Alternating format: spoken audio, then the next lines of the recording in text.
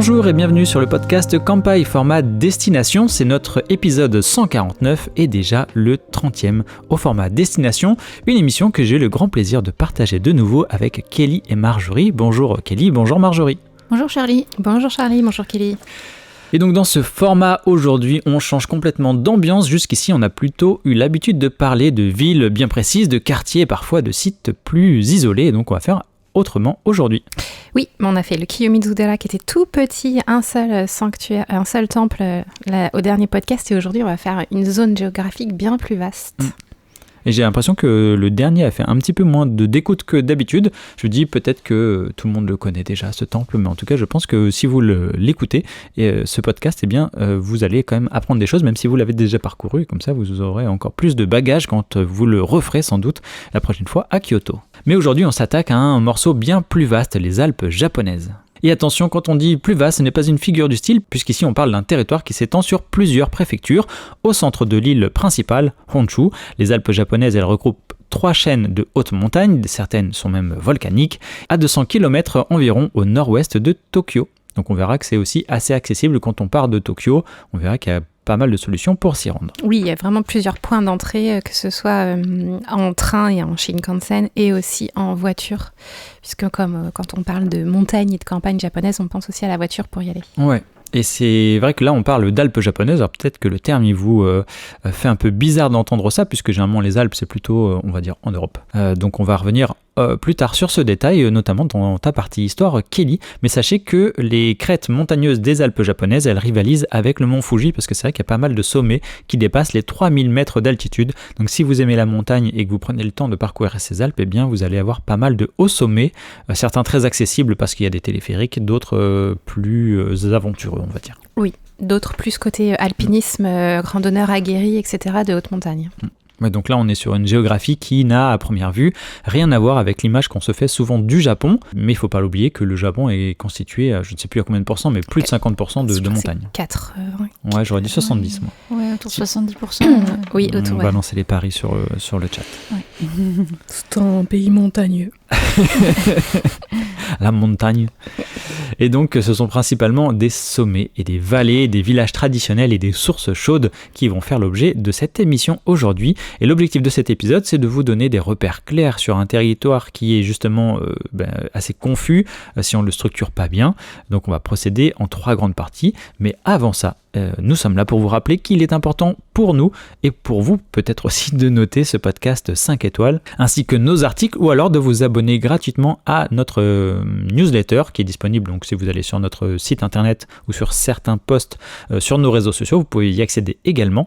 Et puis également de nous faire quelques commentaires. Vous êtes de plus en plus nombreux et nombreuses à le faire et ça nous fait très plaisir. Et puis en plus comme ça permet d'échanger, nous de mettre à jour des fiches articles ou d'avoir des nouvelles idées aussi pour les prochains format de podcast. Donc ça, c'est top. On terminera par vous rappeler en ce milieu d'année 2026 qu'il est important depuis que Gemini, Google, ChatGPT, etc. sont au goût du jour de mettre notre site dans vos favoris si vous voulez vous renseigner sur le Japon. Comme ça, au moins, vous êtes sûr d'avoir des données qui viennent de chez nous. En source préférée pour rechercher toute information sur le voyage au Japon. Et aussi, je crois qu'on peut décocher l'option IA sur Google. Comme ça, vous n'avez pas l'option pré-mâchée. Mais c'est vrai que c'est difficile puisque quand on fait sa recherche, on se rend vite compte qu'on a vite l'info qu'on veut. Donc, oui, en fait, sur Google, il y a plusieurs onglets pour les images, etc. Et si vous allez sur Web, tout court, vous n'avez pas la proposition de texte de l'IA.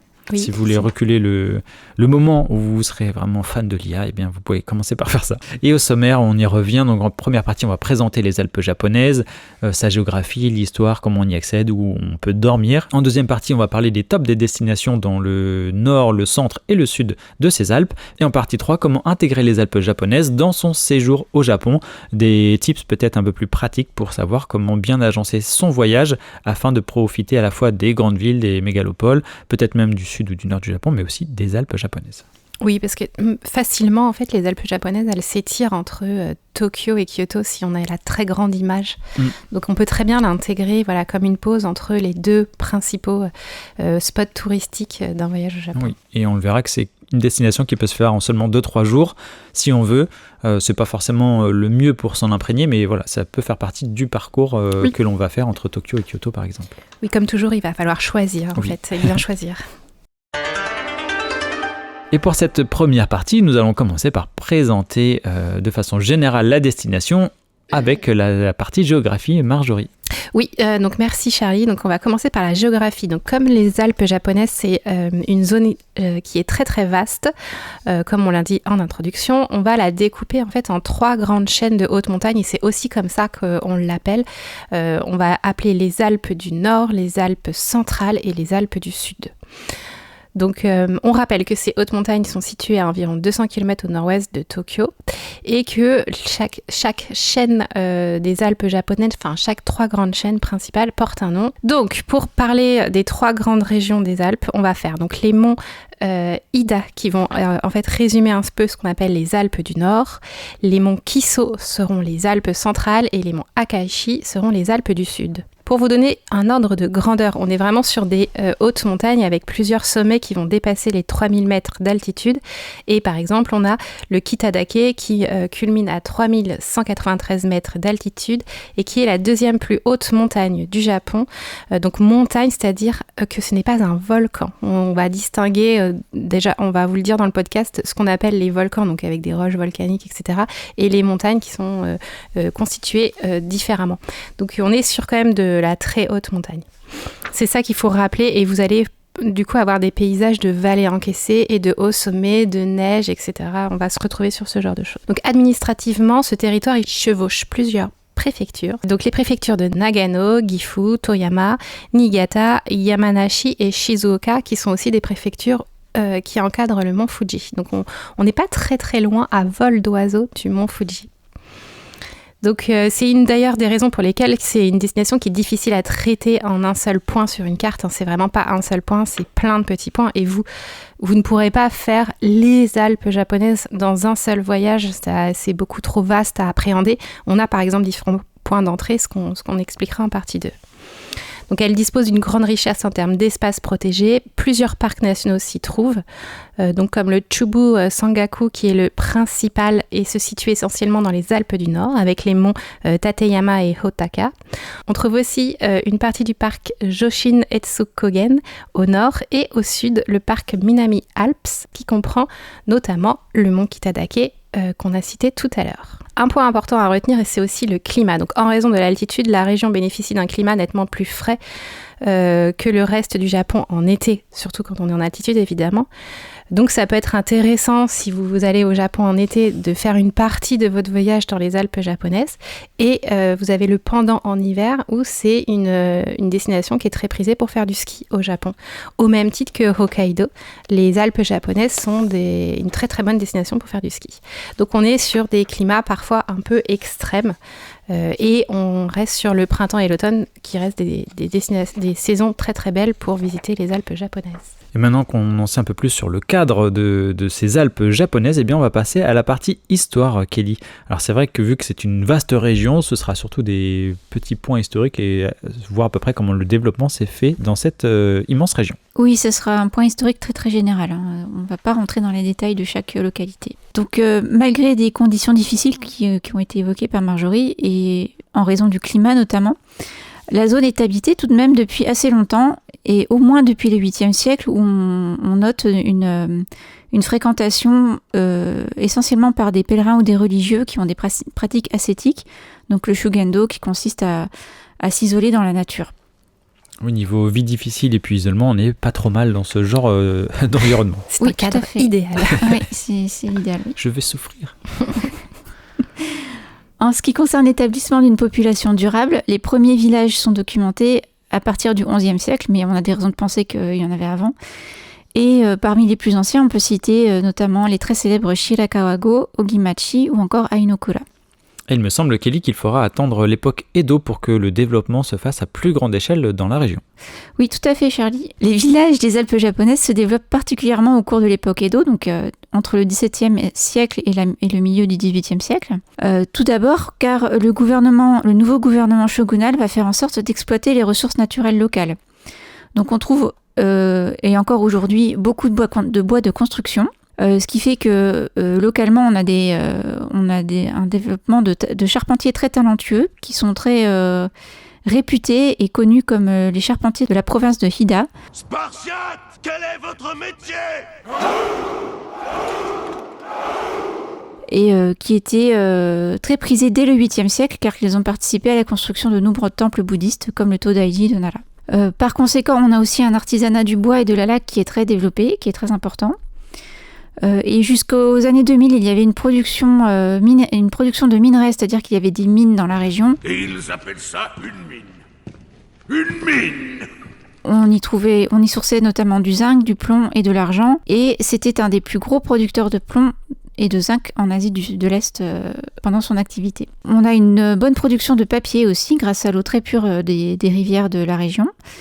Et enfin, la sériciculture qui est pratiquée dans tous les villages à Tochome, Kashuzokuri, sur lesquels on reviendra tout à l'heure. C'est ainsi que toute la province de Hida Takayama, donc la partie nord des Alpes japonaises, était sous l'administration directe du pouvoir shogunal, contrairement à la plupart des autres provinces qui étaient gérées par des seigneurs féodaux qu'on appelle des daimyo. Et la ville de Takayama, qui était en quelque sorte la capitale locale, s'est enrichie au point d'être surnommée Petite Kyoto. Autre fait de la période Edo, c'est que l'établissement d'une capitale shogunale à Edo dans l'est du Japon marque la création officielle des 5 grandes routes d'Edo, donc les Gokaido. Donc tout le monde connaît la Tokaido qui reliait Edo à Kyoto en longeant la côte pacifique et le sud des Alpes japonaises et qu'on utilise encore aujourd'hui pour le Shinkansen par exemple. Mais il y avait aussi la Nakasendo qui reliait les deux cités mais en passant par le cœur des montagnes, comme l'indique son nom puisque Nakasendo ça signifie la route au milieu des montagnes. Littéralement. Et si cette route de la Nakasendo vous intéresse, il y a évidemment un article sur Kanpai.fr, mais aussi un podcast entier dédié à cette fameuse route. Et on le verra un peu plus tard, qu'on peut la parcourir, je crois, sur à peu près 8 km, ou sans doute plus, mais il y a 8 km qui sont assez connus pour ça. Donc ça peut être sympa aussi à intégrer dans son voyage. Oui, tout à fait. Donc la Nakasendo cheminait sur des routes qui existaient déjà auparavant, mais qui étaient beaucoup plus réduites. Et a développé justement un réseau assez complexe de 11 villes relais qui passaient notamment par la vallée de Kiso dans les Alpes centrales. Et le petit tronçon que tu évoquais, Charlie, c'est entre Magome et Tsumago, donc une partie de la route qui est maintenue le plus possible en l'état qui rappelle l'époque. Donc, si vous voulez prendre votre petit baluchon, n'hésitez pas à faire ces 10 km, 8-10 km. Oui, c'est toujours une activité touristique qui fonctionne bien. D'ailleurs, on en avait parlé dans le podcast et on en reparlera dans la partie 2. Ça fait partie d'une façon de découvrir les Alpes japonaises. Donc, les hautes montagnes fascinent et certaines comme le mont Hakusan ou le mont Ontake font l'objet d'une vénération particulière et encore aujourd'hui. Cependant, les habitants ne cherchent pas vraiment à gravir ces montagnes car ce sont avant tout des espaces considérés comme sacrés et bien sûr dangereux. Toutefois, au début du 19e siècle, le moine bouddhiste Banryu, originaire de Toyama, tente l'ascension de nouveaux sommets en guise de pratique ascétique, et particulièrement du mont Yari qui culmine à 3180 mètres, où il construit un petit temple par ses propres moyens.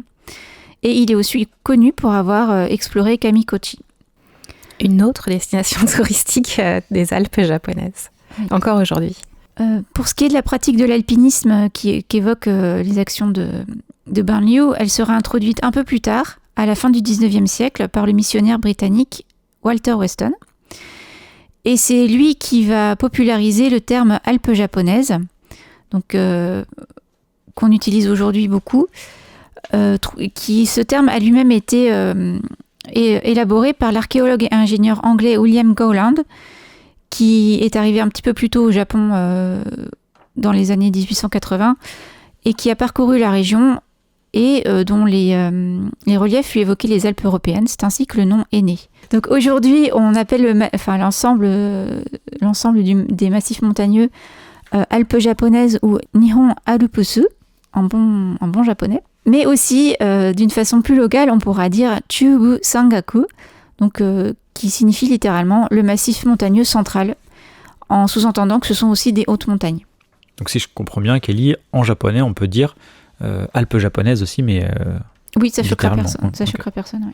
Et donc aujourd'hui, l'activité des Alpes japonaises est centrée autour du tourisme, avec des possibilités variées entre sport et culture. On peut y randonner, faire de l'alpinisme, s'adonner au sport d'hiver, visiter des villages traditionnels, découvrir l'artisanat local et l'histoire tout au long de l'année. Est-ce qu'ils ont un petit animal totem, une petite mascotte qui s'appellerait Harupusu, parce que je trouve ça trop mignon. On dirait un petit nom de Pokémon. C'est vrai que ça pourrait. Parce qu'il y a pas mal d'endroits au Japon où ils ont des mascottes locales, et c'est vrai que les Alpes japonaises, ça ne me dit rien. Ouais, ça me dit rien non plus. Peut-être parce que c'est étendu sur trop de préfectures différentes. Ouais, parce que tu vois, par exemple, à Matsumoto, je serais pas étonnée qu'ils aient une mascotte en forme de château. Un château avec des bras et des jambes, tu veux dire? Ouais. Mais je suis faut à vérifier.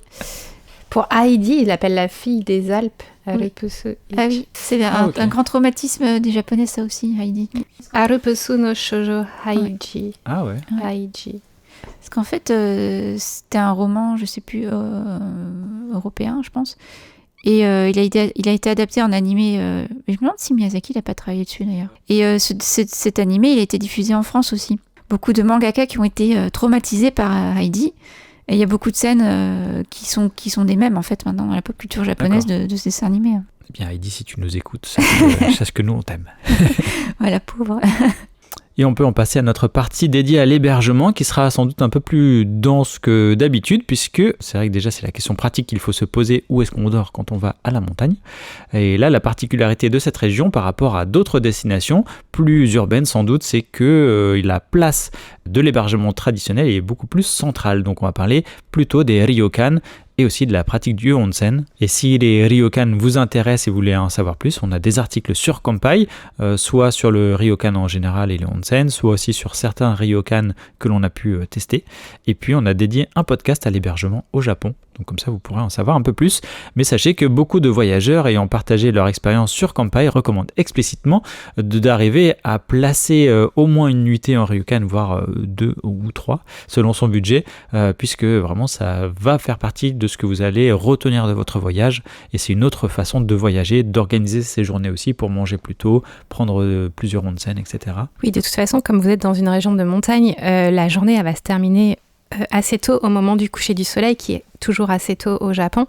Et donc c'est vrai que c'est plus intéressant de trouver une sorte de refuge très confortable comme les auberges ryokan et de profiter pour se reposer, pour manger en fait des produits locaux, etc. Et ça fait partie en fait de l'expérience. Et c'est quelque chose qu'on va recommander pour ceux qui ont le budget et ceux qui sont aussi amateurs de ce genre d'expérience, d'immersion, de le faire dans un cadre comme ça, naturel, qui est très grandiose. Et du coup, c'est encore mieux que de le faire proche des villes, etc. C'est sûr que prendre son onsen avec ce genre de vue plutôt que dans une ville avec fenêtres fermées, c'est pas la même chose. Même si ça reste très sympa par rapport à ce qu'on peut faire chez soi dans sa salle de bain, mais c'est quand même c'est un autre cachet. Et c'est vrai que les Alpes, c'est une destination où on va plutôt prendre le temps. Donc dormir dans un ryokan, eh bien, c'est vraiment quelque chose que l'on recommande fortement. Et par exemple, vous pourriez le faire à Shirakawa-go, un village dont on parlera tout à l'heure. Ça fait partie des endroits qui sont classés à l'UNESCO, donc ces fameux maisons au toit de chaume. Donc ça peut faire partie aussi de l'expérience.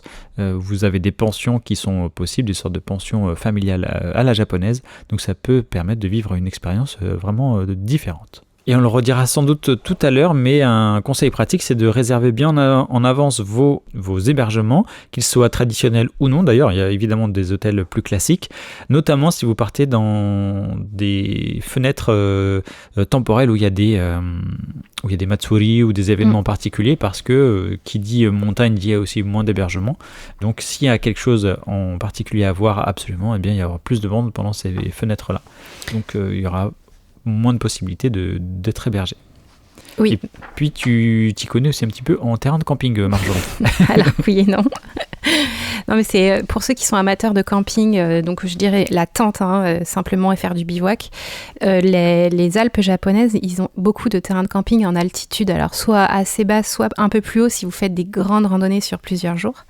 Et c'est très bien d'envisager ça en période estivale, donc c'est souvent ouvert en été. Les terrains de camping, ils sont fermés le reste de l'année.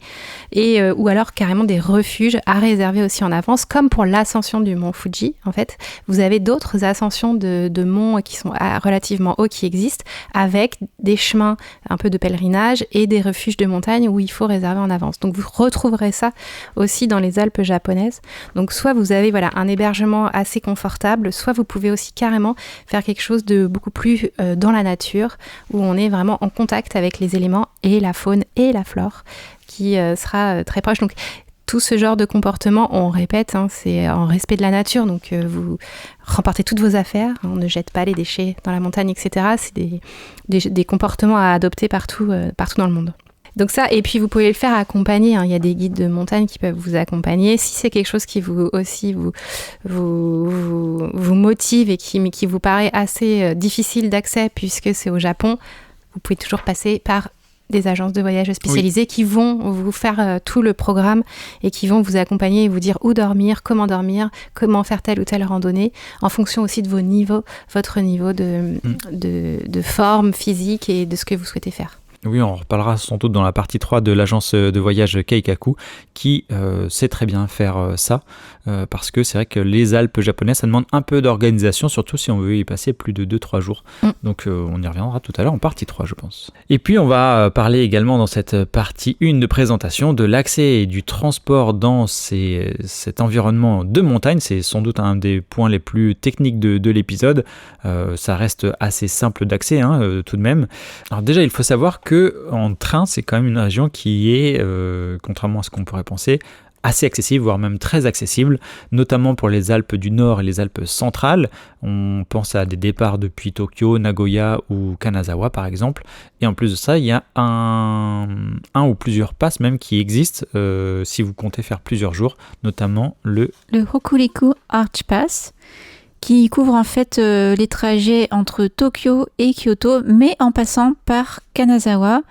Donc le train va passer aussi par Matsumoto par exemple. Nagano sera accessible dans la zone et vous fait passer par le côté mer du Japon au lieu de Pacifique pour les trajets habituels. Et c'est un pass qui est valable sur 7 jours et qui fonctionne sur le même principe que le JR Pass, mais uniquement pour cette région en fait. Et donc, si vous voulez partir depuis Kanazawa, on a dédié un podcast à Kanazawa qui, selon la légende, est la porte d'entrée des Alpes japonaises. Donc, c'est une destination qui est un bon point de départ si vous voulez parcourir les Alpes, en tout cas par le nord principalement. Oui, par l'ouest, le nord-ouest des Alpes japonaises. Le nord-ouest. Oui, donc on a différents points d'entrée où on peut vraiment donc accéder facilement depuis les capitales aux Alpes japonaises et ensuite sur place, si vous n'avez pas de voiture de location ou pas de moyen de transport privé, il y a quand même un réseau de bus qui fonctionne bien pour relier les vallées les plus populaires entre elles ou les sites touristiques les plus populaires. On pense notamment à Shirakawa-go où c'est facile de rejoindre. Et on a aussi des destinations où de toute façon vous serez obligé de prendre les transports sur place puisqu'elles sont en fait interdites au transport privé, comme Kamikochi ou la route alpine, on en reparlera après. Comme ce sont des zones protégées, quand même, et même si elles sont touristiques, il y a en fait un réseau de transport à suivre et donc vous devez monter avec tout le monde dans les mêmes transports en commun. Et puis comme d'habitude, mais tout particulièrement pour les Alpes japonaises, on va recommander la location de voitures qui est une excellente option pour prendre son temps. Donc là vous avez l'option Grande Liberté qui est disponible avec ces voitures. Vous allez parcourir donc les campagnes, les cols et puis les petits villages qui sont moins desservis. Vous allez plus facilement sortir des sentiers battus, ça c'est une évidence, et aussi aller à votre rythme, parce que si vous n'êtes pas à l'heure pour le bus, eh bien il faut attendre le prochain, et vu qu'on est en montagne, il n'y a pas un bus toutes les 10 minutes. Non, on n'est pas sur des services rapides. Je ne crois pas. C'est ça, et les trajets sont toujours un peu plus longs, on rappelle qu'on est quand même sur des routes enlacées, etc. Oui. Donc même pour tout ce qui est conduite de voiture, si vous souhaitez choisir cette option-là, il faut être aguerri à la conduite de montagne, et à gauche. On rappelle. Et à gauche, et alors c'est souvent des voitures en automatique. Oui, c'est automatique. Ça reste la conduite facile. Pensez que si vous êtes dans des périodes où la météo, le climat de façon générale est plus rude par rapport au froid, eh bien là par contre faut être encore plus vigilant s'il y a de la neige, du verglas, des choses comme ça. On a quelques exemples de temps de trajet. Par exemple, si vous allez de Tokyo à Takayama, c'est environ 4h15 à 4h45 en train via Nagoya ou 5h30 de bus en direct. De Tokyo Matsumoto, environ 2h30 en train Shinkansen. De Kanazawa à Takayama, c'est seulement 2h15 en bus, 2h en voiture. Donc c'est vrai que Kanazawa, ça permet, on le reverra, mais d'accéder à pas mal de sites touristiques facilement quand même. Takayama, direction Shirakawa-go, eh bien c'est moins d'une heure, on parle de 50 minutes de bus ou 1 heure de voiture. Et Takayama Kamikochi, la fameuse vallée où on va faire de superbes randonnées, c'est 1h40 à 2h en bus. Donc là, par exemple, ça vous dit, si vous faites juste aller-retour dans la journée, eh bien, vous savez que vous avez quasiment 4 heures de trajet, donc ça prend du temps. Oui, ça peut être des longues journées. Après avoir, faut bien gérer et vos temps de trajet et vos hébergements. Ça va être la partie technique qu'il faudra bien organiser en amont. On dit toujours qu'il faut bien préparer son voyage au Japon, mais les Alpes japonaises, il faut vraiment bien les préparer pour que ce soit fluide une fois sur place et que vous en profitiez au maximum. Et nous voici arrivés dans cette partie 2, on va parler des incontournables des Alpes japonaises. Et avant d'entamer notre sujet, rappelons que les Alpes japonaises, c'est très vaste, donc on ne va pas pouvoir l'aborder comme une destination unique. Et on a divisé ça en 3 parties avec les Alpes du Nord, les Alpes centrales, puis les Alpes du Sud. Et donc on entame avec les Alpes du Nord. Des montagnes vertigineuses et des villages préservés sont à l'ordre du jour. Et on commence par la région de Toyama et le nord de Nagano. C'est cette partie-là qui nous intéresse principalement. Impossible ici de ne pas évoquer la célèbre route alpine Tateyama-Kurobe. Elle traverse les Alpes du Nord sur environ 37 km. Elle est ouverte généralement de la mi-avril à la fin novembre et elle permet de traverser le massif en combinant train, tramway, téléphérique, bus, trolleybus. Donc ça c'est assez atypique aussi, ça peut faire partie d'un voyage un peu ludique aussi pour les enfants, d'utiliser plein de façons de se déplacer et d'avoir plein de vues différentes aussi. Oui, parce qu'en fait, on traverse la roche montagneuse. Hein. Vraiment, on traverse la montagne de l'intérieur. C'est pour ça qu'on change de bus et on est dans des tunnels. Alors, il y a une partie qui est quand même pas mal enfermée dans les tunnels. Et après, vous avez des stations avec des points de vue. Si vous voulez plus d'infos, on a un article dédié sur Kanpai, si vous voulez des images, des choses comme ça. Et d'ailleurs, ce trajet, même s'il fait que 37 km, eh bien, ça prend du temps, environ 5 heures pour juste la traverser. Donc, on ne parle pas de l'aller-retour. Si vous combinez tous ces modes de transport, eh bien, il y a à peu près 5 heures de voyage. Autant vous allez en prendre plein les yeux, puis ça va très bien vous occuper. On n'est pas non plus assis à ne rien faire. Là, c'est un peu différent quand même. C'est de la route active, on va dire. Mais sachez que ça prend du temps. Donc, faire ça en une journée, c'est un peu plus complexe peut-être. Ouais, alors vous pouvez le faire en raccourcissant vos temps de visite à chaque station, parce qu'à chaque station, vous allez avoir des choses à découvrir, soit de naturel, soit des sites remarquables qu'on va détailler après, pour quelques-uns. Mais sinon, le mieux, vous pouvez le faire en 2 jours et dormir au milieu du parcours de la route alpine. Et notamment la station Murodo, qui est le point culminant de la route. Donc là, on est sur de la montagne et où il y a un hôtel, un assez grand hôtel et des refuges de montagne ou des terrains de camping si vous y allez l'été, où vous pouvez bivouaquer pendant la nuit. Et là, vous êtes vraiment au cœur de la montagne. Je ne sais plus exactement l'altitude, mais c'est assez haut. Donc c'est vraiment joli. Oui, puis là, que vous soyez seul entre amis ou en famille, c'est vraiment une destination qui, justement, sur 2 jours, là, ça dépayse pas mal par rapport à ce que vous feriez à Tokyo ou Kyoto, par exemple. Oui, puis ça reste accessible facilement. Hein. On n'est pas sur... vous pouvez le faire en transport en commun, même si vous ne marchez pas beaucoup. Tant que vous êtes en forme avec des bonnes chaussures de marche, ça se fait facilement. Et puis dans ce parcours-là, en tout cas un peu plus loin, il y a différents panoramas dans les Alpes du Nord qui vont être impressionnants, notamment au printemps, le fameux mur de neige Yuki no Otani, à ne pas confondre avec le célèbre joueur de baseball. Je ne sais pas si tu veux nous en parler un petit peu, Kelly, de ce fameux mur. Oui, alors c'est un impressionnant paysage naturel de la région qui est éphémère, puisqu'il dure de tout l'hiver en fait. Et on peut le voir jusqu'au printemps, jusqu'au mois de juin à peu près. Et donc on peut le voir au début de l'ouverture de la route entre avril et juin, avec des hauteurs jusqu'à 20 mètres pour les meilleures années. Et en dehors du mur de neige, en été, on est entouré de paysages alpins grandioses. Et en automne, les montagnes se couvrent d'un immense camailleux de rouge, d'orange et de jaune, pour les koyo alpins qui sont à admirer dès octobre. Oui, donc un peu en avance aux fameux érables rouges qui sont plus vers au mois de novembre, voire jusqu'à début décembre sur la côte pacifique. Donc les murs de neige, c'est une attraction qui reste assez populaire et il faut réserver sa place dans des bus. C'est pareil, vous n'avez pas forcément accès à la route en autonomie. Ce qui est impressionnant, c'est vraiment le couloir. Et en fait, ils creusent, ils pelletent la neige pour retrouver la route et savoir où elle est, parce qu'elle est à jusqu'à 20 mètres en dessous de la couche de neige qui est tombée pendant tout l'hiver.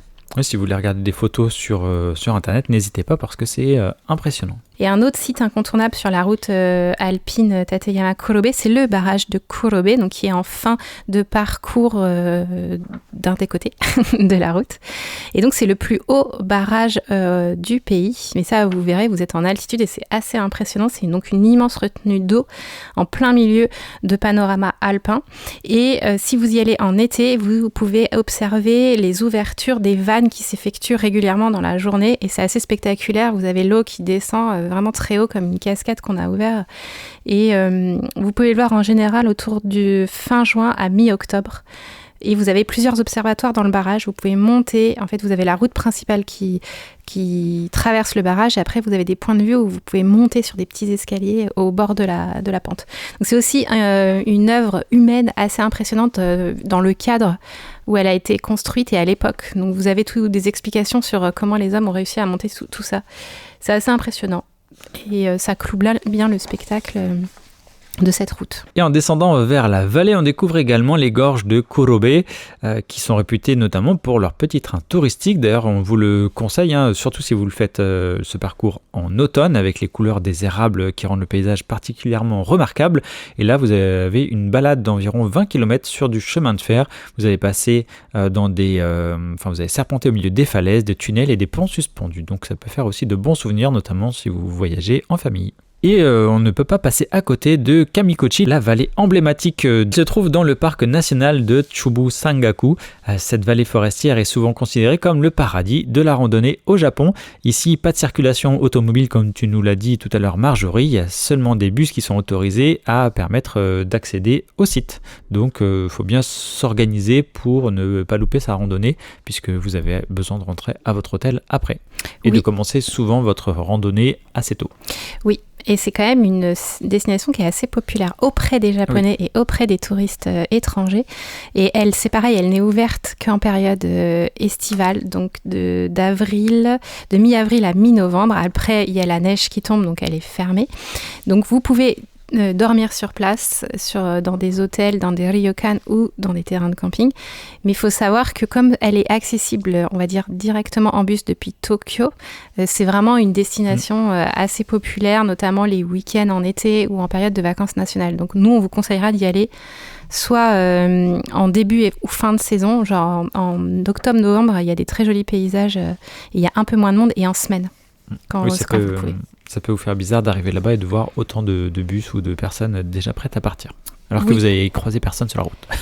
Oui, voilà, il y a quand même pas mal de monde. Et c'est vrai parce que le paysage est vraiment joli. Oui, par exemple, on va trouver le pont Kappa, réalisé tout en bois et qui est vraiment le symbole du coin, avec un bon spot pour faire le départ des randonnées, explorer la vallée. Et oui, tu nous parlais des paysages, effectivement, il y a des rivières aux eaux limpides, des forêts de mélèzes et de bouleaux qui vont offrir des panoramas exceptionnels sur les sommets environnants. Donc c'est vrai qu'on est très bien placé pour avoir facilement de très très belles randonnées ici. C'est ça, donc soit vous restez au bord de la rivière et vous faites en fait la rive gauche, la rive droite, et c'est une randonnée, on va dire, assez facile, plate, et ça vous permet de vous balader au cœur de la montagne. Soit Kamikochi est un point de départ pour faire des ascensions pour des randonneurs plus aguerris sur des monts plus élevés, mais là, faut savoir marcher en haute montagne, voire faire un peu d'alpinisme en fonction de la difficulté des sentiers. Donc on a deux façons d'en profiter. Et après, si vous voulez Kamikochi sans personne, prenez un hébergement sur place, levez-vous très tôt le matin et vous verrez la nature sans les bus touristiques de la journée. Et on peut y croiser des singes à ce moment-là. Il y a aussi on reste dans de la montagne, donc au Japon, on a des singes et peut-être aussi un peu des ours maintenant. Un peu beaucoup. Un peu beaucoup. Donc ayez votre petite clochette quand vous partez en randonnée. Ça va être un truc qu'on va peut-être vous redire après, mais une petite sonnette, une clochette accrochée à votre sac à dos pour tout ce qui est Alpes japonaises et la randonnée en montagne. Un spray anti-ours, c'est pas mal. Un gilet pare-balles, un gilet anti-ours, un grand couteau. Des croquettes. Des croquettes. Et Kelly, on a aussi un château dans la ville de Matsumoto. Oui, les Alpes du Nord ne se limitent pas à la nature. La ville de Matsumoto abrite l'un des plus beaux châteaux féodaux du Japon.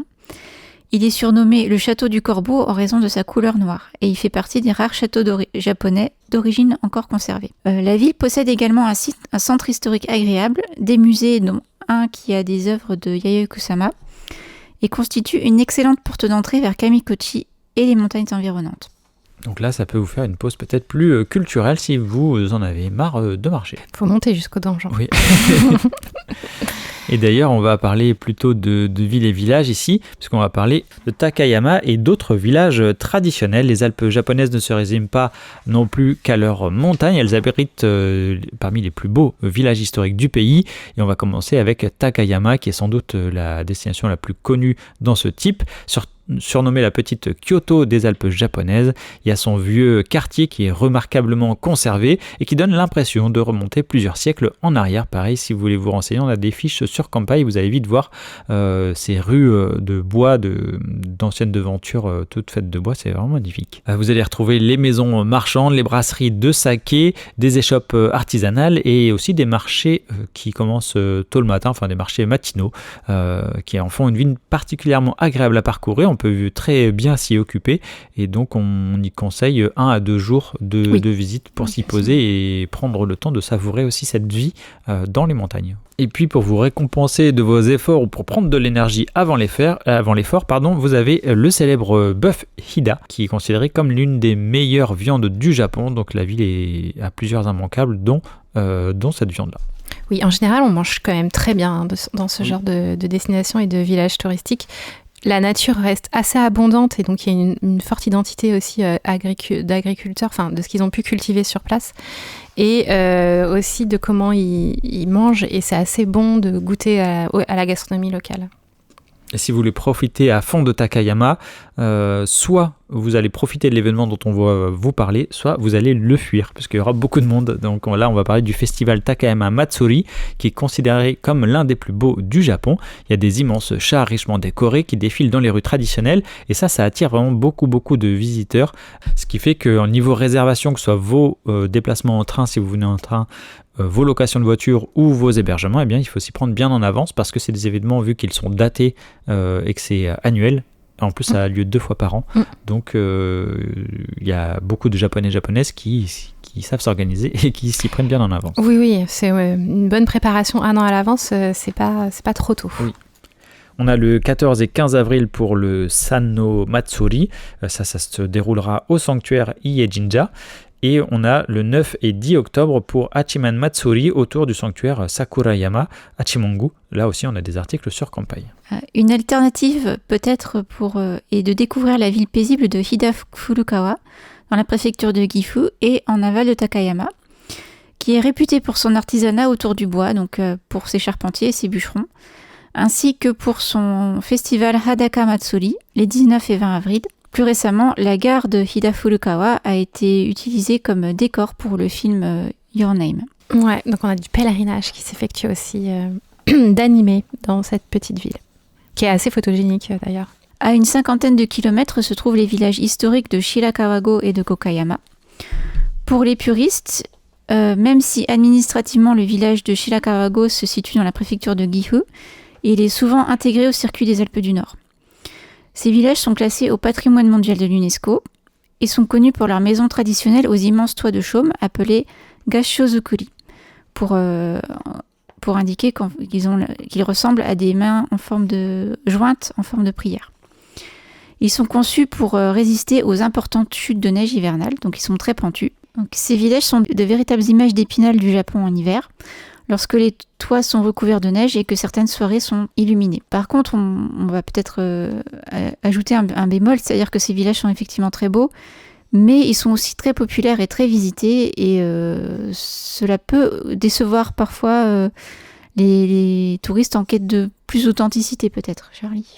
Oui, ce fut mon cas. Alors, si vous aimez la photo ou faire des vidéos, des choses comme ça, franchement, je pense qu'il faut y aller parce que c'est absolument magnifique visuellement.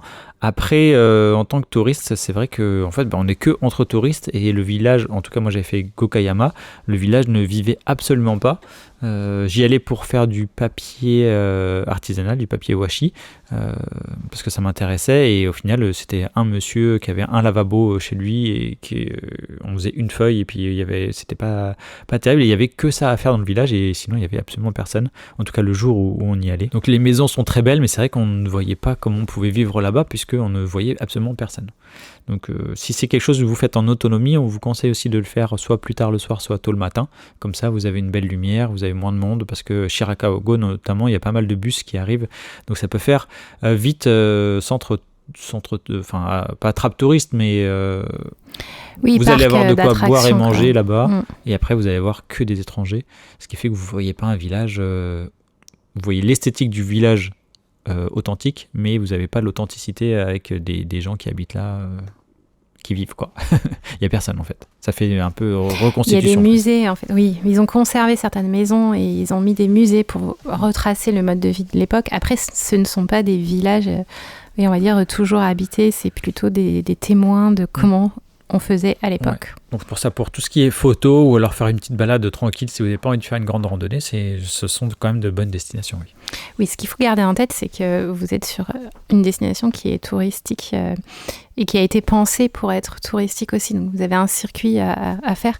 Donc n'attendez, vous ne serez pas seul là-bas. Ce n'est pas un lieu caché, pas du tout. C'est un témoignage fait aussi pour qu'on le visite, en fait. Donc faut le voir comme ça. Mais ça reste très joli quand même. Et les maisons sont très bien conservées. La réfection des toits de chaume, vous pouvez le voir faire par moment avec tous les hommes qui montent dessus. Enfin, il y a une volonté de préserver l'artisanat et l'histoire quand même. C'est pas du béton dessous. Il me semble, Kelly, qu'une fois par an, il y a un exercice anti-incendie. Oui, c'est ça. Et alors, la date, elle varie, je crois. Mais il y a, je ne sais plus, une vingtaine ou une cinquantaine de grandes lances incendies qui sortent et qui arrosent tout le village. Donc si vous tombez dans le village de Shirakawa-go à ce moment-là, ça peut être mouillé, mais sympa quand même. Oui, impressionnant. Oui. Après, on a parlé d'illumination, c'est surtout en hiver en fait. Et là, c'est pareil, c'est sur réservation à l'avance, donc ça peut être un peu difficile d'avoir des places. Quand on n'est pas japonais, oui. Tout à l'heure, Marjorie, tu nous parlais de singes. Eh bien, sachez que vous pouvez avoir la fameuse image des singes qui prennent leur petit bain à proximité de Nagano, dans le parc Jigokudani, qui est mondialement connu pour ses macaques japonais. En hiver, ces singes sauvages viennent naturellement se réchauffer dans les sources d'eau chaude. Et on les comprend, on aurait fait pareil. Et ça offre un spectacle qui est devenu assez emblématique au Japon. Ça reste des animaux sauvages, donc ne les nourrissez pas, ne les caressez pas. Et si vous voulez faire des photos, eh bien, gardez vos distances, bien évidemment. Oui, et c'est un peu comme Shirakawa-go, c'est une bonne adresse touristique. En général, c'est un petit parcours. Vous prenez la photo des singes dans le bain, le reste est assez rudimentaire puisque c'est des canalisations qui emmènent l'eau chaude. Dans la roche, c'est pas très joli, mais après ça ressemble quand même aux stations thermales pour les hommes finalement. Et c'est pareil, c'est assez populaire l'hiver, c'est une sortie qu'on va faire en famille facilement, etc. C'est toujours intéressant de regarder les animaux et les singes avoir finalement les mêmes réactions que nous, parce que leurs expressions faciales, elles sont assez proches. Je trouve ça toujours très intéressant. Mais oui, il faut les respecter le plus possible. Après, ils sauront vous répondre de toute façon. C'est eux qui vont gagner. En tout cas, c'est ce que dit le film La planète des singes. Oui, le 1, le 2, le 3 et tous les anciens. C'est dans la partie des Alpes du Nord qu'on va parler des sources chaudes, mais c'est une activité que vous pouvez faire ailleurs aussi. Partout. Mais, on a choisi cette section parce que c'est dans les Alpes du Nord où il y a les principaux sites touristiques les plus connus, donc sans doute ceux que vous êtes susceptibles le plus de faire, je pense. Et donc oui, les Alpes japonaises, ça constitue un vrai plus pour les amateurs de nature, de bien-être et de sport à l'air libre. Il y a des possibilités innombrables de randonnée comme on l'a vu, de simples balades aussi, ou de plusieurs jours de trek. On peut faire de l'alpinisme, de l'escalade, du canyoning, du rafting ou du vélo. D'ailleurs, ça fera l'objet d'un futur podcast dans pas longtemps. Oui. Alors du vélo pour ceux qui aiment la grimpette quand même. Oui, parce que c'est le Japon. Donc on a vu que c'était 70% en de montagne. Il y a le ski aussi dont on a parlé tout à l'heure, mais il ne faut pas oublier que le plus grand bonheur, eh bien, ce sont les nombreuses stations thermales de montagne, par exemple la région Okuhida qui héberge 5 villages à onsen typiques tels que Hirayu. Ces villages permettent de profiter d'eau naturellement chaude avec vue imprenable sur la montagne. Et là, il faut bien dire que c'est des onsen, donc c'est de l'eau qui est véritablement chaude, c'est pas une station ou autre qui réchauffe l'eau. Non, c'est des sources naturelles. Ouais. Oui, puis comme on est dans un paysage de montagne volcanique, on a dessous la roche beaucoup de chaleur. Et donc c'est une façon idéale de terminer une journée de randonnée ou de découverte. En plus, là, sans doute, vous allez avoir des établissements qui vont mettre en valeur le lieu, le panorama tout autour. Donc on peut en citer plusieurs exemples si vous voulez. Oui, alors il y en a énormément, donc c'est une sélection très non exhaustive. Donc on peut citer Shirahone Onsen qui est célèbre pour ses bains laiteux qui sont riches en minéraux. Donc comme on est sur des sources chaudes, je rappelle, thermales, on va avoir de l'eau qui va avoir une qualité, des bienfaits, des propriétés différentes en fonction de chaque station thermale, de chaque source. Donc c'est ça aussi l'intérêt, c'est de trouver une station thermale qui conviendrait à ce qu'on rechercherait. On peut aussi citer Gero Onsen qui est réputée dans tout le Japon comme l'une des meilleures sources thermales. C'est une ancienne source aussi, une ancienne station thermale qui est très connue, accessible depuis Takayama notamment. Et aussi Shibu Onsen qui abrite 9 bains publics au charme rétro. Donc on peut faire la balade, les sauts de puce dans chaque bain, dans les 9 bains, habillés en yukata. C'est des choses qui sont assez classiques à faire dans les stations thermales mais qui sont très sympas. Tout ça, voilà, c'est des choses à faire et en général, c'est dans ces stations que vous trouvez aussi les ryokan, donc les auberges traditionnelles. On est toujours sur un paysage qui va bien. Et maintenant qu'on a développé ce que l'on avait à vous présenter pour les Alpes du Nord, on va passer aux Alpes centrales. Alors là, ce sera plus concis, notamment du fait que les Alpes du Nord, vous l'avez sans doute compris, c'est l'endroit le plus développé, le plus accessible facilement, donc aussi la région qui s'est le plus développée par rapport au tourisme, l'endroit que nous aussi on a le plus parcouru et sans doute les points d'intérêt que vous avez déjà en tête quand vous parlez des Alpes, quand vous entendez parler des Alpes japonaises. Par contre, ce sera peut-être un peu moins le cas avec les Alpes centrales et les Alpes du Sud. Donc ici, pour les Alpes centrales, nous sommes dans une enclave plus intimiste, idéale notamment pour les randonneurs débutants et aussi si vous voulez faire des randonnées qui sont un peu hors des sentiers battus par rapport à tout ce qu'on a évoqué dans la partie nord, c'est-à-dire Kamikochi par exemple. On peut commencer avec Komagane et son téléphérique. La ville de Komagane est à voir comme une entrée pratique vers les Alpes centrales. Elle est desservie par le train JR local, très peu fréquenté par les touristes, notamment par les occidentaux. Donc vous allez plutôt croiser des Japonais et des Japonaises là-bas ou alors des touristes asiatiques. Oui, c'est beaucoup moins connu que les destinations qu'on a citées précédemment. Et pourtant, c'est intéressant parce que si vous prenez le téléphérique de Komagatake, en fait, vous allez accéder au mont Kiso Komagatake, qui est l'un des plus hauts du Japon. Et grâce au téléphérique, vous allez accélérer votre ascension de façon magnifique et du coup éviter des heures de marche et de randonnée un peu plus difficiles. Donc une fois que vous arrivez en haut du téléphérique, vous avez notamment un site naturel remarquable qui est le cirque de Senjo-jiki.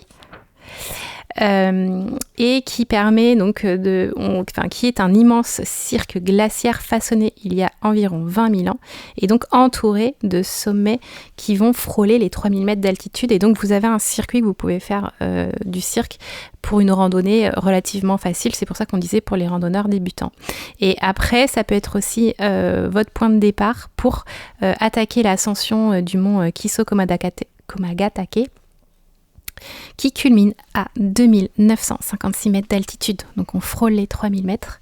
Et là, vous pouvez du coup partir du téléphérique et du cirque et monter jusqu'au sommet. L'ascension est plus courte. Après, vous êtes quand même sur un sommet remarquable. Voilà, c'est pentu, c'est caillouteux, faut être équipé. Donc cet itinéraire-là du cirque jusqu'au sommet, elle peut être fait donc, pour des randonneurs bien équipés et en forme, même s'ils sont débutants. Et c'est sur une journée, une bonne journée, toujours partir tôt quand vous randonnez, plutôt entre juillet et septembre, sur des périodes où il n'y a pas de neige. On est plutôt en été où le climat est le plus agréable et où vous aurez aussi le plus de monde. Pour le coup, sur ce genre de destination, il vaut mieux ne pas être seul. C'est toujours plus sympa d'avoir des randonneurs avec nous.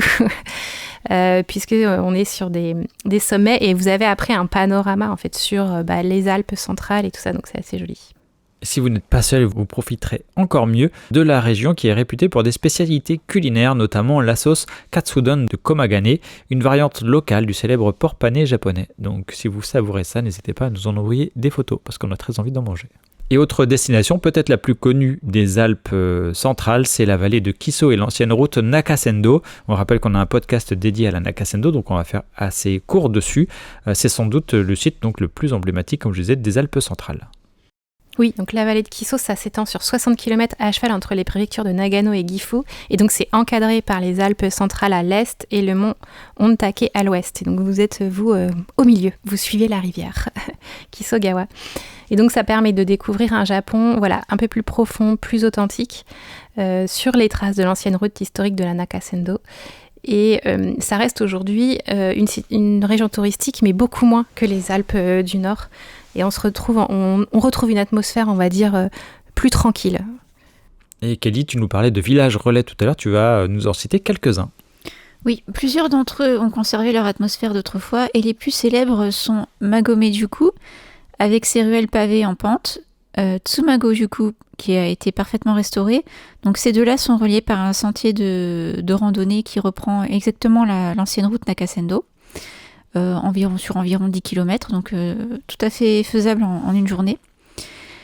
Et peut-être le plus connu, c'est Narai-juku, qui est souvent surnommé le plus long village de poste du Japon, grâce à sa rue historique et bordée de maisons traditionnelles. Et je pourrais ajouter que c'est un village qui est très très populaire aussi auprès des Japonais. Oui, parce qu'il est accessible en train, donc très facilement accessible en train JR.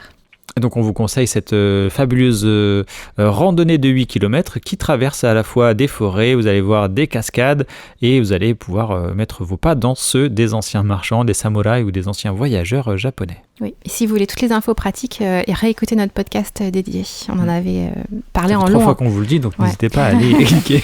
Allez-y, il y a un message.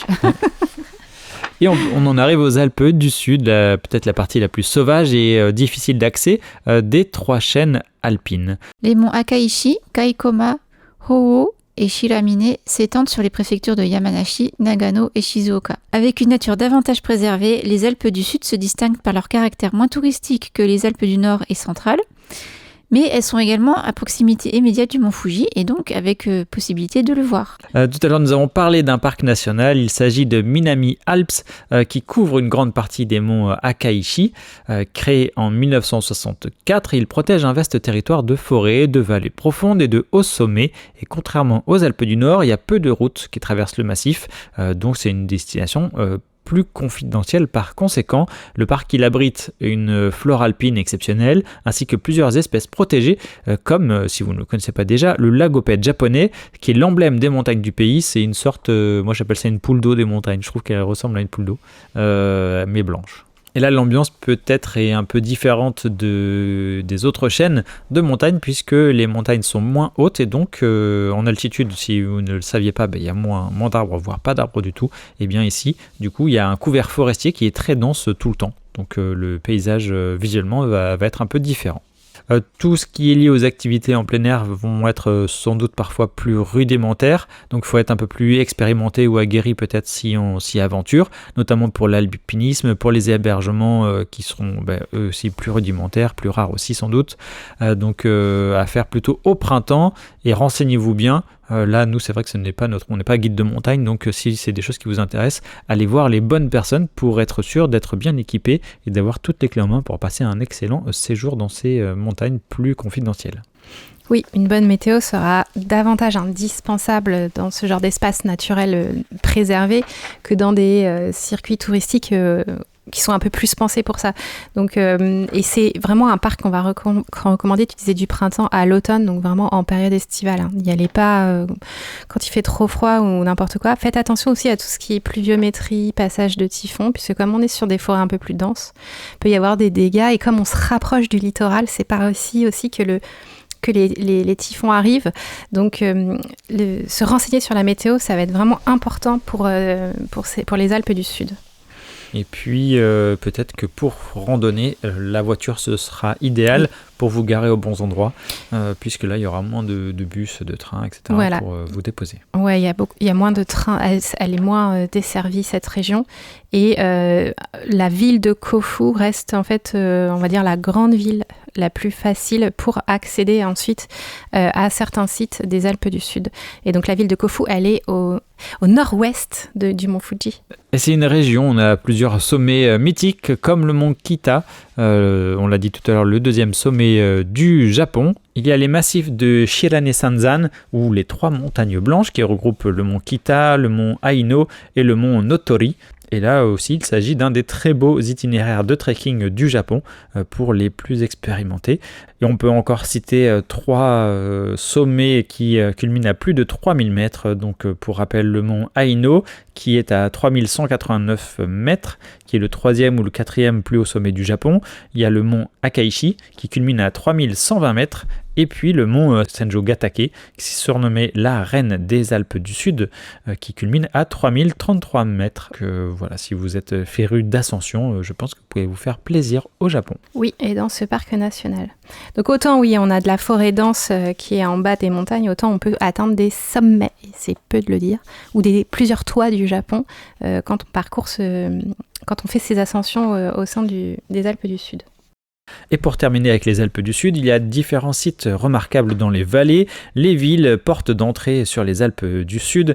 Donc si vous voulez faire autre chose que de la randonnée ou de l'alpinisme de très haut niveau, eh bien vous pourriez aller faire un tour dans la distillerie de whisky Suntory Hakushu, qui est au nord dans la préfecture de Yamanashi, au cœur d'une forêt en altitude. Donc ça peut aussi faire une très belle visite et vous allez avoir moins à marcher et plus à boire peut-être, ou en tout cas à goûter.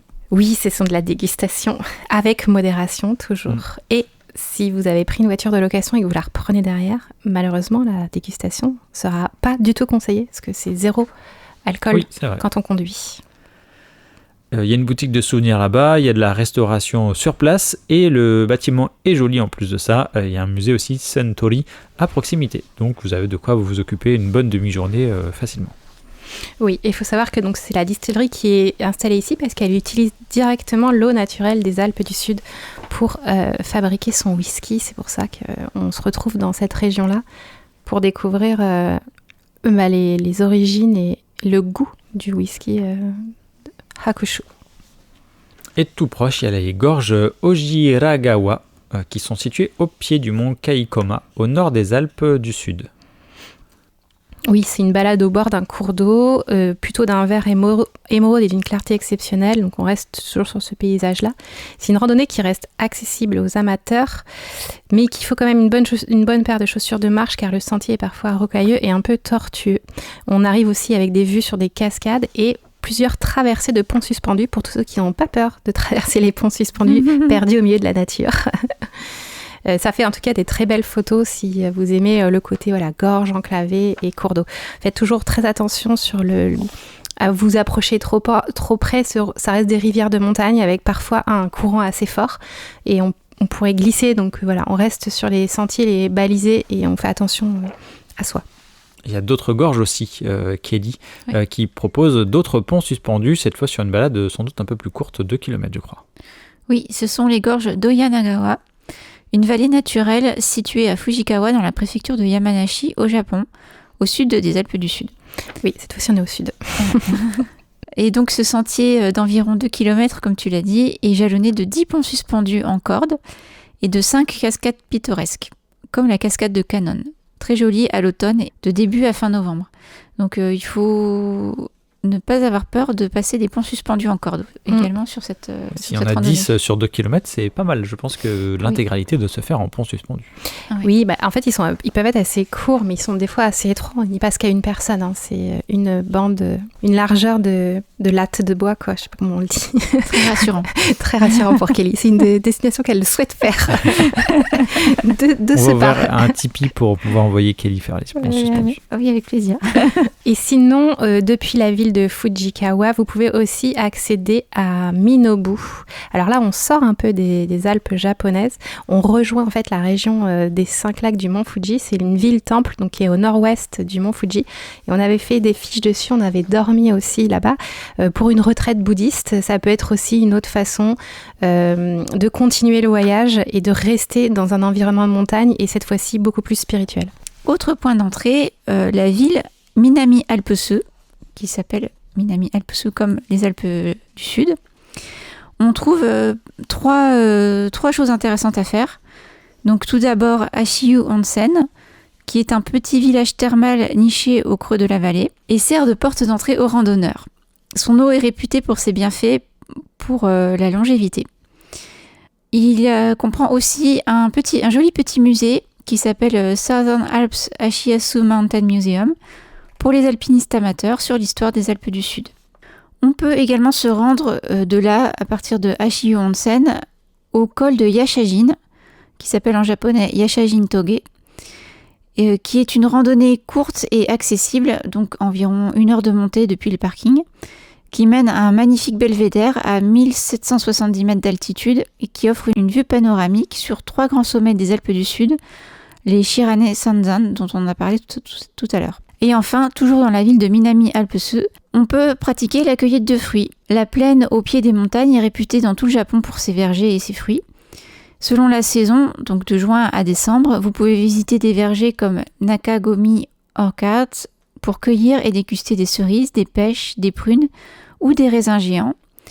Et vous pouvez aussi aller au parc agricole de Hokusen pour la même chose. On note aussi les rizières en terrasse de Nakano Rice Terraces avec le mont Fuji qui se dresse en toile de fond partant dégagé. Et ça, c'est à faire en voiture, c'est beaucoup plus simple. Et puis pour terminer, Marjorie, on peut parler de la vallée de la rivière Oi et du on va dire, fameux train à vapeur qui est assez connu et peut-être un petit peu effrayant parfois. Oui, alors ça c'est pour vous proposer une autre activité où du coup il y aura peu de marche, c'est de monter dans un train scénique et d'emprunter la ligne historique d'Oigawa Railway, la ligne historique et scénique d'Oigawa Tetsudo, qui en fait propose une balade à bord de trains à vapeur rétro pour découvrir en fait une partie pour découvrir en fait la vallée de la rivière Oi, donc qui est assez enclavée, assez encastrée, et vous traverserez en fait des ponts suspendus en ferraille au cœur de vallée. C'est assez joli à faire, vous serpentez le long de la rivière, etc. C'est entre les gares de Senzu et Ikawa, et vous arrivez après jusqu'au bord d'un lac bleu azur où vous avez aussi un autre pont suspendu, si vraiment vous aimez les ponts suspendus, qui s'appelle le Ikawa Yume Suspension Bridge en anglais. Et c'est vraiment une façon de découvrir les Alpes japonaises assis confortablement à bord d'un ancien train. Donc le trajet, il dure à peu près 2 heures sur 25,5 km de long. Et on peut emprunter différentes rames, donc des rames rétro à vapeur, des rames rétro non à vapeur et aussi un train décoré. Un train décoré du dessin animé Thomas et ses amis, donc avec la tête du train avec un visage d'homme de garçon. Sur la locomotive. Ouais, sur la locomotive. Pour ceux qui trouvent ça bien, moi je trouve ça effrayant, mais voilà, donc ça peut être aussi une bonne idée pour les enfants si jamais. Je viens de voir à quoi ça ressemble. Et déjà, le dessin me fait peur. Alors en vrai train, je n'imagine pas. Ouais, si. Donc c'est aussi pour les enfants, pour les familles, pour celles qui ont plus de difficultés à marcher. C'est une façon de découvrir le paysage de façon assez jolie et assez tranquille. On est sur du train scénique. Et pour notre 3e et dernière partie, on va discuter ensemble de comment inclure les Alpes japonaises dans son séjour au Japon. Première question que l'on peut se poser, c'est partir combien de temps avant de construire évidemment son itinéraire. C'est une question qui se pose, combien de temps consacrer aux Alpes japonaises. Si vous souhaitiez simplement découvrir l'ambiance de la région, comme on le disait tout à l'heure, on peut y consacrer 2 à 3 jours. Ça permet de visiter une ville comme Takayama, un village historique, Shirakawago qui est pas très loin, ou une vallée emblématique comme Kamikochi. Donc 2-3 jours, c'est facile à mettre en place, surtout pour un premier voyage. En dessous de 3 jours, comme tu le disais, je crois en début de podcast Marjorie, c'est vrai qu'il va falloir faire des choix de façon générale, mais si vous partez moins de 3 jours, ça commence à être vraiment du choix qui va vous tirailler tout au long de votre séjour. Ça fera beaucoup de temps de transport. En tout cas, vous pouvez, avec un bon challenge, faire une journée d'excursion depuis Tokyo dans les Alpes japonaises, par exemple d'aller à Kamikochi sur une journée depuis Tokyo en partant très tôt le matin et en prenant le dernier bus le soir. C'est faisable, mais après c'est une énorme journée. C'est pas forcément comme ça qu'on peut aborder vraiment les Alpes japonaises où on prône justement un tourisme un peu plus lent, où on prend le temps. Donc c'est faisable techniquement, on va dire, mais après c'est pas forcément recommandé. Donc oui, je dirais 2 à 3 jours, et vous commencez par les Alpes du Nord, celles qui sont les plus accessibles, les plus faciles à visiter. Vous aurez déjà une ambiance de cette destination. Et si vous voulez explorer les Alpes un peu plus en profondeur, sans avoir l'impression de courir, peut-être que le mieux à consacrer, ce sont 4 à 6 jours. Vous aurez ainsi le temps de varier les paysages, de profiter aussi des sources thermales, très important, et de découvrir un Japon plus rural, loin de l'effervescence des grandes métropoles. Vous en rendrez encore plus compte si vous prenez le temps de vivre ces Alpes japonaises sur 4 à 6 jours, plutôt que sur 2 ou 3 jours. Oui, donc du coup, on rappelle donc entre Tokyo et Kyoto, vous pouvez très bien faire les Alpes japonaises et en passant aussi par Kanazawa. Vous vous arrêtez à Kanazawa, vous visitez Kanazawa parce que c'est quand même une très jolie ville, il y a beaucoup de choses à voir et après vous pouvez descendre dans les Alpes japonaises. Vous pouvez aussi partir de l'autre côté par Nagoya et arriver du coup à Gifu et découvrir les Alpes centrales. Ou alors vous restez sur le littoral, vous passez par le mont Fuji et vous arrivez aux Alpes du Sud ou par la péninsule aussi vous pouvez remonter vers les Alpes du Sud. Il y a plusieurs façons d'appréhender la région, mais c'est aussi comment vous voyez votre voyage, qu'est-ce que vous avez envie de voir et à quelle saison surtout vous allez voyager. Parce que les Alpes japonaises, elles changent beaucoup en fonction des saisons. Il y a des choses qui sont fermées en hiver et ouvertes en hiver, et que ouvertes en hiver comme les stations de ski, et ça dépend vraiment à quel moment de l'année vous partez. Vu que la région est immense, petit conseil, c'est de ne pas chercher à tout voir et vraiment prendre le temps, puisque prendre le temps, c'est aussi mieux savourer, c'est vivre l'expérience comme elle est censée être vécue, on va dire. Notamment si vous avez la chance de faire une nuit en ryokan. Oui, et si tout ça vous semble toujours compliqué à gérer ou que vous avez du mal à avoir un itinéraire qui vous semble fluide, vous pouvez passer par une agence de voyage, prendre un conseiller voyage qui va vous défricher tout ça et qui va vous proposer quelque chose de cohérent, notamment les conseillers de chez Keikaku qui ont déjà fait plusieurs itinéraires sur mesure suivant la saison, votre souhait de ce que vous avez envie de voir et comment vous voyagez et avec qui vous voyagez. Et tu nous parlais des saisons tout à l'heure, Marjorie. Donc au printemps, c'est marqué plutôt par la fonte des neiges, les cerisiers en fleurs dans les vallées et la réouverture aussi progressive des routes de montagne. Notamment le mur de neige dont on parlait sur la route alpine. En été, c'est la saison idéale pour la randonnée avec des températures aussi beaucoup plus agréables qu'à Kyoto ou Tokyo. Si vous avez écouté notre podcast Comment survivre à la chaleur au Japon, bon, c'était pas ça le titre exact, mais c'est l'idée qui s'en dégageait. C'est-à-dire que quand il fait chaud au Japon, la chaleur est très humide, donc c'est plus difficile à supporter. Donc si vous allez dans les Alpes, ça vous fait aussi une pause fraîcheur. À l'automne, on attire ici de nombreux visiteurs grâce aux couleurs spectaculaires. Si vous voulez profiter des couleurs des Koyo, en automne, les Alpes japonaises, ça s'y prête tout particulièrement. Oui. Là, vous allez être servi. Oui, c'est très joli et ça arrive un peu plus tôt que dans les villes. Donc si vous voyagez par exemple pendant les vacances d'automne en Europe, vous avez on vous conseille du coup d'aller dans les Alpes japonaises où vous aurez des couleurs automnales qui seront déjà là, vu que l'altitude est plus haute, elles arrivent en premier. Alors vous aurez peu d'érables, à part dans quelques villes comme à Takayama où vous pouvez avoir 2-3 érables autour des sites spirituels, mais dans les montagnes, on est sur des koyo alpins, donc c'est de la végétation plus basse. Par contre, les couleurs sont vraiment magnifiques. Pour terminer, la 4e saison, l'hiver, elle transforme la région totalement. Et aussi peut-être si vous avez une voiture, du coup le transport sera peut-être un peu plus technique. Mais sinon, les villages enneigés vont être magnifiques. Et puis, si vous avez un gros budget, vous pouvez profiter des stations de ski qui sont très très réputées mondialement au Japon pour leurs poudreuses absolument exceptionnelles. Oui, il y a beaucoup de domaines skiables. C'est une grande activité en hiver pour les Japonais qui font du ski et aussi pour des visiteurs internationaux comme des Australiens aussi qui viennent au Japon pour skier. Comme nous, on va dans les Alpes chez nous en Europe pour skier, c'est exactement la même chose côté Japon.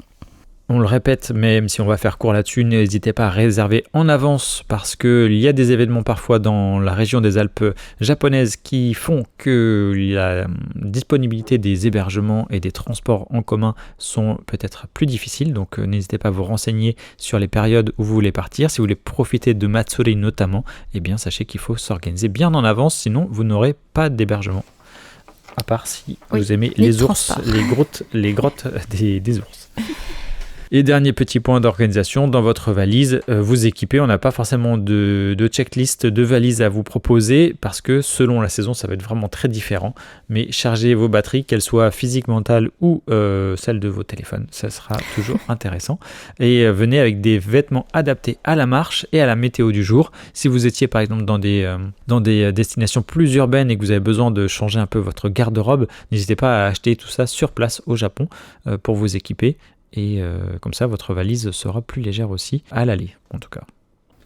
Oui, il faut savoir aussi qu'on va recommander, comme toute région un peu plus de montagne, c'est d'avoir avec soi une trousse à pharmacie de premiers secours au cas où, on ne sait jamais. On peut faire une petite chute, on peut s'écorcher, etc. Et puis la particularité ces dernières années, quand on est en montagne ou en forêt, au Japon, c'est de prévenir sa présence auprès des ours. Donc une petite sonnette que vous pouvez acheter sur place au Japon ou un spray aussi, une bombe anti-ours, un spray bombe anti-ours. Au cas où, bon, sachez que ça existe. Après, c'est pas non plus, vous n'allez pas rencontrer des ours tous les 4 matins. Le but du jeu, c'est de faire le maximum de bruit. Enfin, en tout cas, de signaler votre présence et de rester calme. Si vous en voyez un au loin, surtout de rester calme, de ne pas crier. Il va aussi passer son chemin, etc. Ça va bien se passer. La petite sonnette est indispensable pour être tranquille. Oui, vous verrez sans doute des randonneurs japonais ou japonaises qui ont des petites clochettes sur leur bâton de marche. Oui, et puis ça fait un joli souvenir du Japon. Et en conclusion de ce podcast dédié aux Alpes japonaises, donc une très vaste région et par conséquent un podcast aussi peut-être un peu plus vaste que d'habitude sur ce sujet.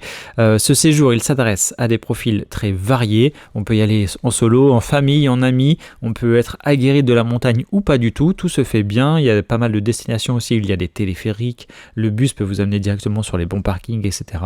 Donc ce n'est pas très important d'être des chevronnés de la montagne pour pouvoir en profiter pleinement.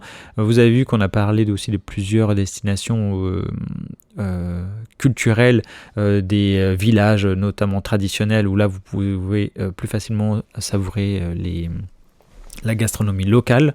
Donc on a un château aussi à Matsumoto dont tu nous as parlé, Kelly, et pas mal de vieux quartiers préservés avec de l'artisanat pour se ramener des souvenirs ou faire des stages, pourquoi pas, des expériences locales, fabriquer son papier, fabriquer peut-être sans doute de la céramique, couper ses planches de bois, etc. pour se faire des petites dessous de plat. Je pense qu'il y a plein de choses à aller voir là-bas. Et c'est vrai que c'est une destination qui va beaucoup contraster avec les autres destinations phares du Japon comme Tokyo, Kyoto, Osaka, et ça fait partie de la force d'ailleurs des Alpes japonaises qui sont moins touchées par le surtourisme, et pour autant, comme on l'a vu tout à l'heure dans la partie transport, on y accède quand même relativement facilement. Ça peut prendre un peu de temps, mais en même temps, quand on voyage sur plusieurs semaines, c'est pas très impactant. Et donc, on recommande fortement de se faire une pause fraîcheur, et si possible, notamment en hiver, de se délasser dans un onsen. Ce sera vraiment un très très bon souvenir. Vaut mieux le faire ici qu'ailleurs, je pense.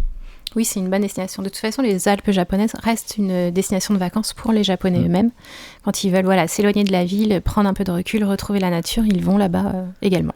Est-ce que tu es prête pour ton prochain voyage avec les ponts suspendus, Kelly? on va lancer un crowdfunding si tu veux. Oui, avec séance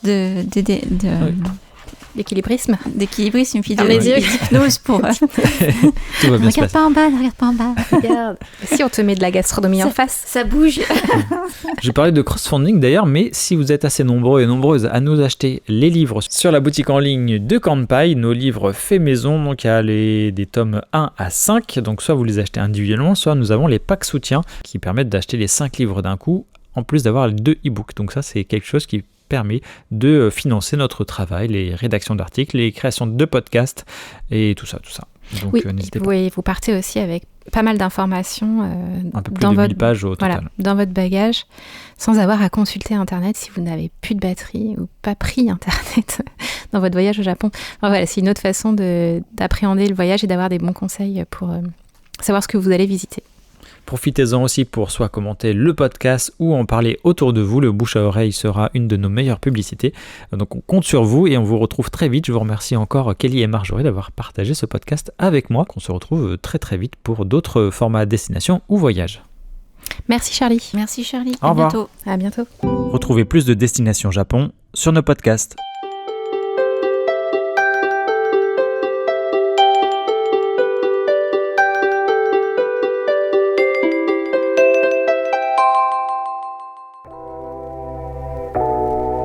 Merci d'avoir écouté cet épisode du podcast Kampai.